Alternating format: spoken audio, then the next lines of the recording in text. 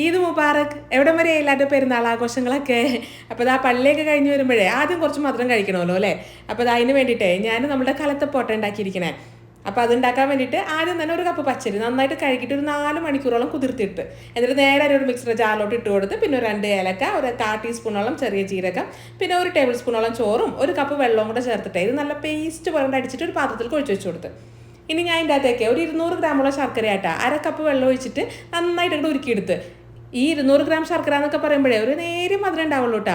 നല്ല മധുരം വേണമെങ്കിൽ ശർക്കര അനുസരിച്ചിട്ട് കൂട്ടിയെടുത്തോളൂ കേട്ടോ. ഈ ശർക്കര നന്നായിട്ട് ഉരുക്കി വരുമ്പോഴല്ല നല്ല ചൂടോടുകൂടി തന്നെ ഇതിനങ്ങോട്ട് അരിച്ചിട്ട് നമ്മളുടെ ഈ ഒരു അരിമാവിൽ കൊഴിച്ചു കൊടുക്കുക.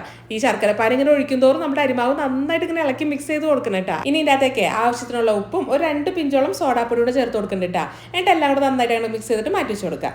ഇനി ഒരു പാനിലുണ്ടല്ലോ 4 ടേബിൾ സ്പൂണോളം വെളിച്ചെണ്ണ ചൂടാക്കിയിട്ടേ ചെറുതാക്കി അരിഞ്ഞ തേങ്ങാക്കൊത്തും ചെറിയ ഉള്ളിയും കൂടെ ചേർത്തിട്ട് രണ്ടും കൂടെ നല്ല ചുമക്കനെ അങ്ങോട്ട് വറുത്തിട്ട് മാറ്റി വെച്ച് കൊടുക്കണം.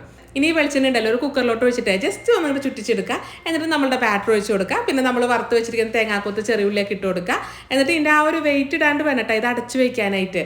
ഹൈ ഫ്ലെയിമിൽ 1.5 മിനിറ്റ്, അതിനുശേഷം നേരെ ഒരു ലോ ഫ്ലെയിമിലോട്ട് മാറ്റി കൊടുക്കുക. ഒരു 15 മിനിറ്റ് ഇട്ടാ.